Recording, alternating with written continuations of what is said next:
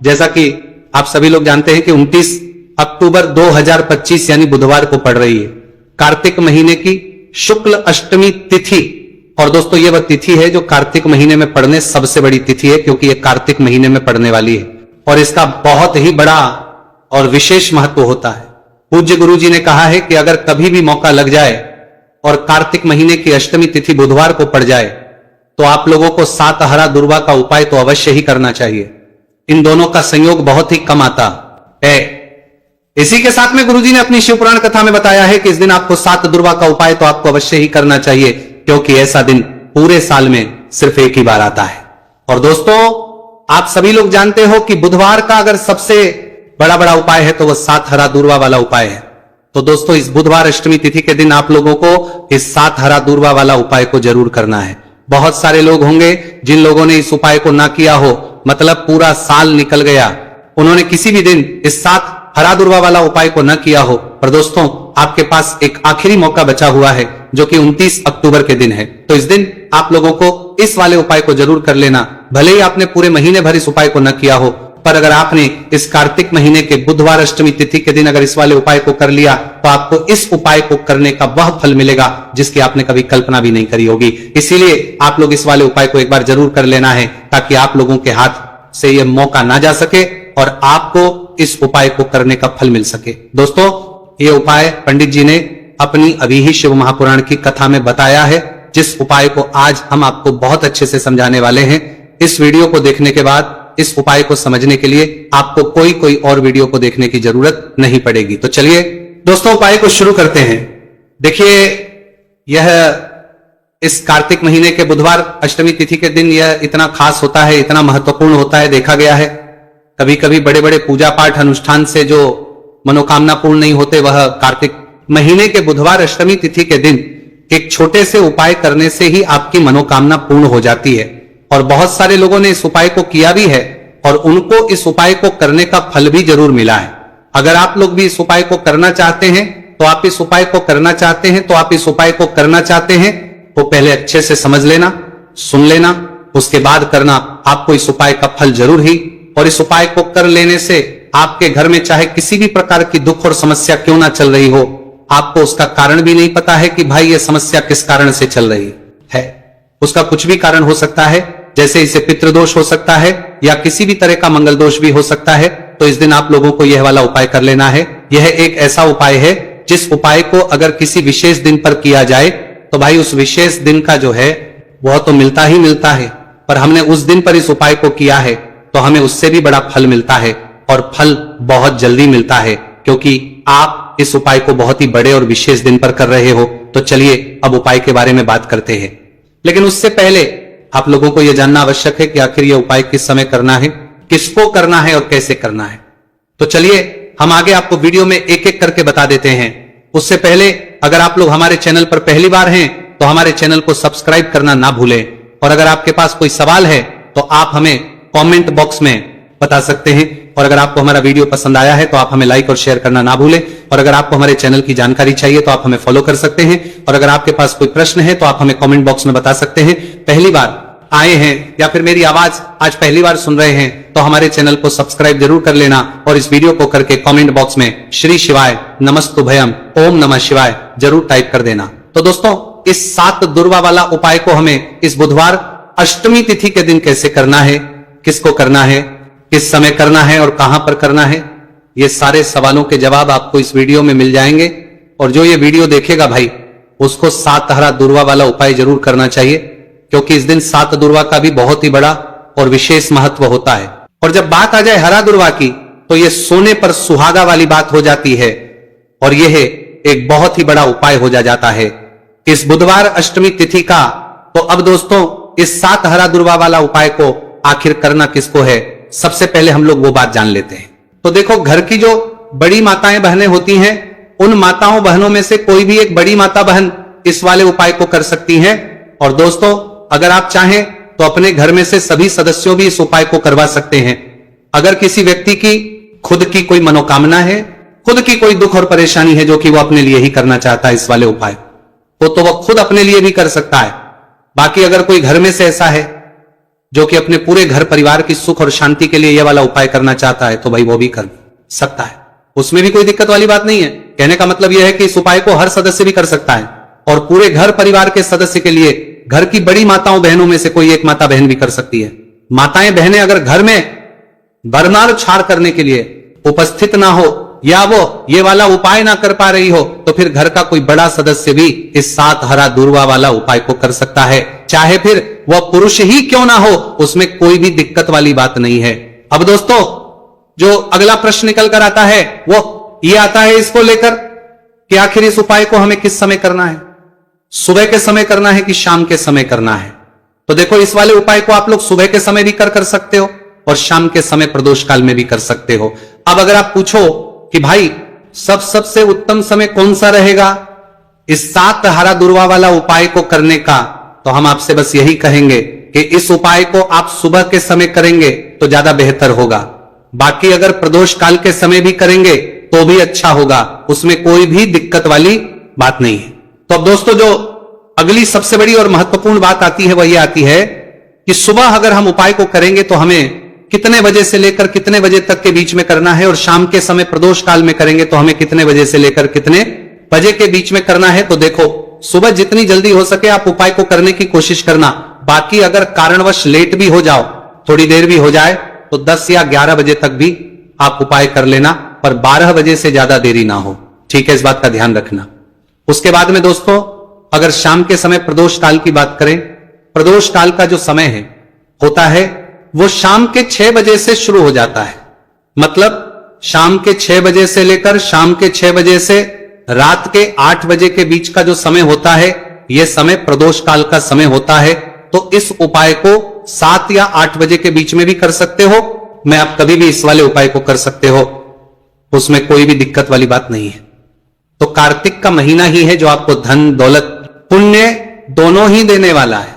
कार्तिक के महीने में तुलसी का पूजन करके श्री हरि विष्णु से जुड़े हुए कुछ उपाय करके आप अपने जीवन की निर्धनता, धन से जुड़ी समस्याएं, कर्जे से जुड़ी समस्याओं को हमेशा के लिए दूर कर सकते हैं। यह वही महीना है जिस माह में भगवान विष्णु योग निद्रा से जागते हैं। भगवान विष्णु को तुलसी अति प्रिय है, इसलिए उनकी पूजा में भी विशेष रूप से हम तुलसी का उपयोग करते हैं और बिना तुलसी दल के, बिना तुलसी मैया के श्री हरि विष्णु की पूजा और उनका भोग दोनों ही अधूरे होते हैं। इसीलिए कार्तिक के महीने में ऐसा उपाय आपको बताने वाले हैं जिसे करने से श्री हरि विष्णु की असीम कृपा आपको मिलेगी और मां तुलसी से ऐसा आशीर्वाद मिलेगा। जीवन का हर दुख, हर कष्ट, गरीबी, निर्धनता, कर्जे से जुड़ी समस्याएं, सब कुछ ही आपके जीवन से दूर हो जाएगा और सुख, समृद्धि, धन, वैभव, ऐश्वर्य सब कुछ आपको अपने जीवन में आसानी से मिलने लगेगा। तो चलिए बात कर लेते हैं कि कौन सा उपाय है, तुलसी के पौधे में कौन सी चीज आपको रखनी है और इस उपाय को किस समय करना है। देखिए सबसे पहले तो आपको बता दें कि अगर आपके घर में तुलसी का पौधा नहीं है तो कार्तिक के महीने में तुलसी का पौधा अपने घर में लाकर जरूर लगाए, क्योंकि कार्तिक के महीने में जो लोग अपने घर में तुलसी जी का पौधा लाकर लगाते हैं, मां तुलसी का पूजन करते हैं, कभी भी मां तुलसी उनके घर में निर्धनता नहीं रुकने देती है। हमेशा उनके घर में धन की वृद्धि होती है, धन की वर्षा होती है। तो जरूर से तुलसी का पौधा आप कार्तिक के महीने में अपने घर जरूर लेकर आए और अच्छे से आपको मां तुलसी का पूजन करना है, मां तुलसी के पौधे की देखभाल करनी है। और वह कौन चीज है जो आपको तुलसी के पौधे में कार्तिक के महीने 29 अक्टूबर बुधवार अष्टमी तिथि में रखना है और कैसे ये चीज रखते ही रातों रात आपके जीवन में चमत्कार होगा और आपके भाग्य का भी आपको साथ मिलेगा। तो देखिए इस वीडियो में जितने भी उपाय हम आपको बताएंगे सभी उपाय सरल है। देखो गुरुजी ने कहा है कि बुधवार के दिन आपको 7 हरा दूर्वा वाला उपाय तो अवश्य ही करना चाहिए। वीडियो के अंतिम में आपको उपाय बताया है, आपको करना है। देखो आगे बढ़ने से पहले वीडियो को एक लाइक जरूर करें। देखो सबसे पहला उपाय, यदि आपके जीवन में कर्जा बहुत अधिक है, आपके जीवन में संकट बहुत अधिक रहते हैं, आपके ऊपर बहुत अधिक विपदा आ रही है, बार बार आपको अपने व्यापार में और अपने धन में हानि देखने को मिल रही है, यानी कि आपको प्रत्येक कार्य में हानि हो रही है, तो आपको ये उपाय करना चाहिए। इस उपाय को करने के लिए आपको 2 चीजों की आवश्यकता होगी। सबसे पहले है, आप जानते हो, जो कि भगवान गणेश जी को समर्पित होती है, तो आपको वह हरा दूर्वा की आवश्यकता होगी। साथ ही में एक लोटा जल की आवश्यकता होगी। और आप जब भी उपाय को करें जिस दिन भी आपको करें तो आपको प्रातः कल सुबह सुबह ही सुबह वो करना है, इस बात का विशेष रूप से आपको ध्यान रखना है। ठीक है, तो आपको एक हरा दुर्वा लेनी है। अगर आधा हरा दुर्वा भी मिल जाती है तो भी कोई दिक्कत नहीं है, बस आपको हरा दुर्वा है। अगर ज्यादा ना मिले तो उस स्थान पर एक हरा दुर्वा भी ले सकते हैं। हरा दुर्वा आपको आसानी से कहानी पर भी मिल जाएगी, बस याद रखिएगा शुद्ध दुर्वा, और मतलब उसे शुद्ध करके ही उपयोग में लीजिएगा, है ना।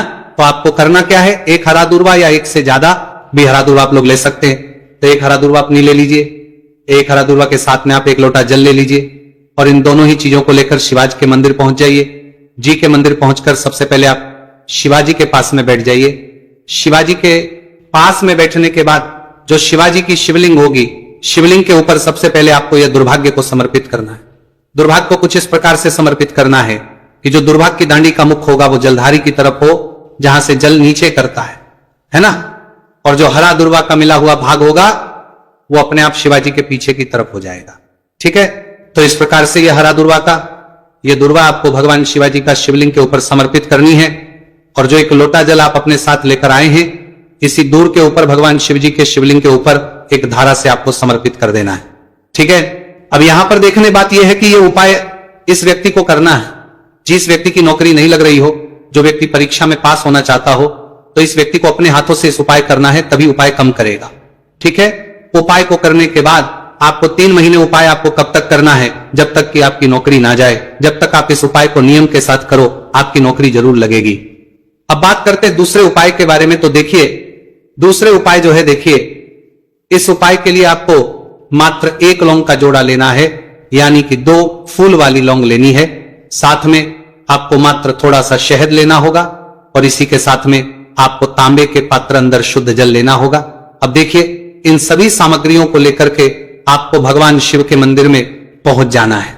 देखिए ये उपाय आप सुबह से लेकर शाम तक कर सकते हैं। तो वो सबसे पहले तो आपके पास जो 2 फूल वाली लौंग है उन्हें आपको शहद के अंदर अच्छे से डुबो है, यानी कि दोनों लौंग पर आपको अच्छे से शहद का लेपन कर देना है। अब आपको जो आपके पास एक लोटा जल है, सबसे पहले तो उसे शिवलिंग पर धीरे धीरे समर्पित करना है और श्री शिवाय नमस्तुभयम इसका जाप करते हुए समर्पित कर देना है। अब आपके पास जो 2 फूल वाली लौंग है शहद से, उसे आपको शिवलिंग पर अर्पित करना है और आपको प्रार्थना करनी है कि जीवन में जो रोग की स्थिति है वह समाप्त हो, जीवन के जो संकट और समस्याएं हैं वह सभी समाप्त हो, जीवन से जो कर्ज की समस्या है वह समाप्त हो। इस प्रकार से प्रार्थना करते हुए ये जो 2 फूल वाली लौंग ही शहद संयुक्त इस आपको शिवलिंग पर अर्पित कर देनी है। आपकी जो भी समस्या होगी इस बुधवार के दिन अवश्य ही समाप्त हो जाएगी। तो इस प्रकार से आपको पहला उपाय करना है। अब हम बात कर लेते हैं दूसरे उपाय के बारे में। देखिए यह उपाय आपके लिए सर्वश्रेष्ठ होने वाला है। देखिए इस उपाय के लिए आपको चाहिए होंगे 5 हरा मूंग के दाने, और मूंग के दाने कहीं से भी खंडित नहीं होने चाहिए, इस बात का ध्यान रखें। और इसी के साथ मैं आपको एक तांबे के पात्र के अंदर अपने घर से शुद्ध जल, एक लोटा जल ले लेना है। अब दोस्तों इन सभी सामग्रियों को लेकर के आपको सीधे पहुंच जाना है भगवान शिव के मंदिर में। देखिए इस उपाय को भी आप सुबह भी कर सकते हैं और शाम के समय में भी कर सकते हैं। देखिए भगवान शिव के मंदिर में पहुंचने के बाद आपके पास जो 5 हरे मूंग हैं उनमें से पहला जो हरा मूंग है, आपको शिवलिंग के सामने जो नंदी महाराज होते हैं और उनका जो पैर उठा हुआ होता है वहां पर आपको पहला हरा मूंग समर्पित करते हैं और आपको इसका जाप कर लेना है। फिर आपको दूसरा हरा मूंग लेना है और शिवलिंग पर जो श्री गणेश जी वाला स्थान होता है वहां पर आपको ये दूसरा हरा मूंग समर्पित कर देना है, यानी कि शिवलिंग के सीधे तरफ आपको ये दूसरा हरा मूंग समर्पित करना है। और फिर आपको ओम गण गणपते नमः या फिर ओम श्री गणेशाय नमः इसका जाप कर लेना है। तीसरा हरा मूंग का दाना आपको भगवान शिव की सबसे प्रिय पुत्री माता अशोक सुंदरी वाले स्थान पर समर्पित करना।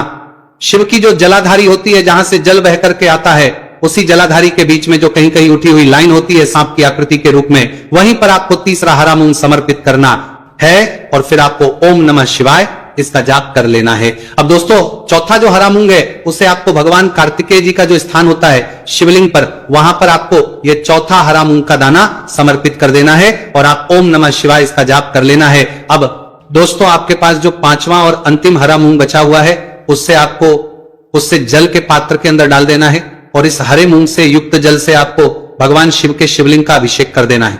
जल आपको बिल्कुल धीरे धीरे समर्पित करते जाना है और लगातार आपको शिव महापुराण के मूल श्री शिवाय नमस्तुभयम इसका जाप करते रहना है। फिर आपको शिवलिंग के आगे बैठकर, यदि आप अपने बच्चों के लिए यह उपाय कर रहे हैं, यदि आप अपने बच्चों की बुद्धि ज्ञान और विवेक के लिए उपाय कर रहे हैं, तो उसके लिए आपको प्रार्थना कर लेनी है। या फिर व्यापार में वृद्धि करने के लिए यह उपाय कर रहे हैं तो उसकी कामना करते हुए आपको प्रार्थना कर लेनी है। या फिर अपनी नौकरी के लिए कर रहे हैं, या फिर अपने इंटरव्यू के लिए, या फिर धन की प्राप्ति के लिए कर रहे हैं, जिस भी कामना के लिए आप उपाय कर रहे हैं उसे परिपूर्ण करने के आपको महादेव से प्रार्थना कर लेनी है और फिर आपको वापस अपने घर आ जाना है।